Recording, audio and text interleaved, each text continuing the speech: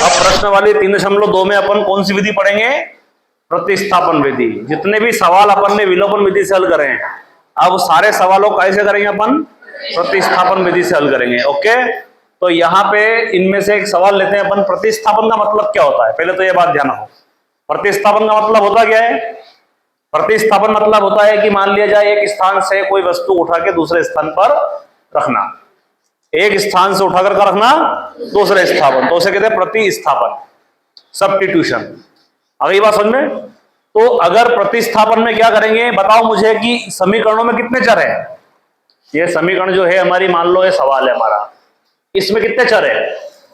एक x है और एक y है। इस समीकरण में कितने चर है? 2 चर है, एक s और एक t। तो हमें क्या करना है? एक मान उठाना है और उसे कहां रखना है? दूसरे में रखना है।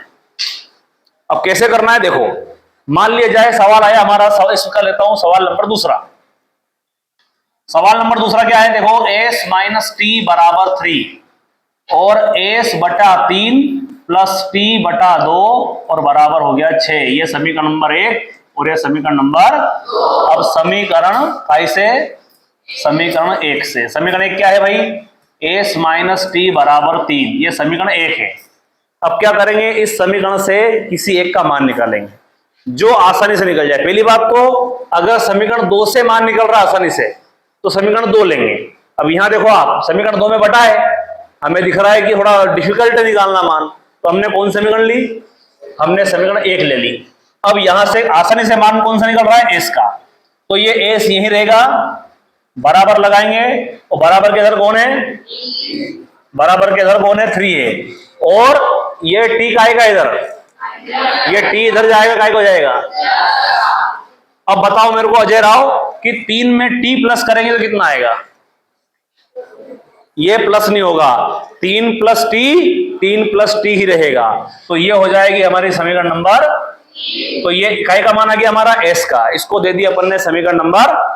अब क्या करेंगे? s का मान काय से निकाला भैया? ये हमने ये निकाला काय से? समीकरण। तो रखेंगे कहां पे s का मान? समीकरण 2 में रखने पर। समीकरण 2 क्या है पहले उसको लिखते हैं।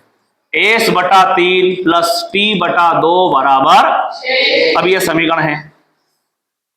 अब क्या करोगे? जहां भी s दिखे इस समीकरण में, वह s को हटाओ, 3 प्लस t लगाओ। चलो पूछो s, तो s दिख गया शुरुआत में। s का मान क्या रखेंगे? ये रखेंगे 3 प्लस टी। ये बटा तो ये बटा, ये 3 तो ये 3, ये प्लस तो ये प्लस, और ये t, ये बटा में 2 और बराबर। कोई दिक्कत किसी को? अब एलसीएम निकालेंगे। 3 और 2 का एलसीएम क्या आएगा भाई?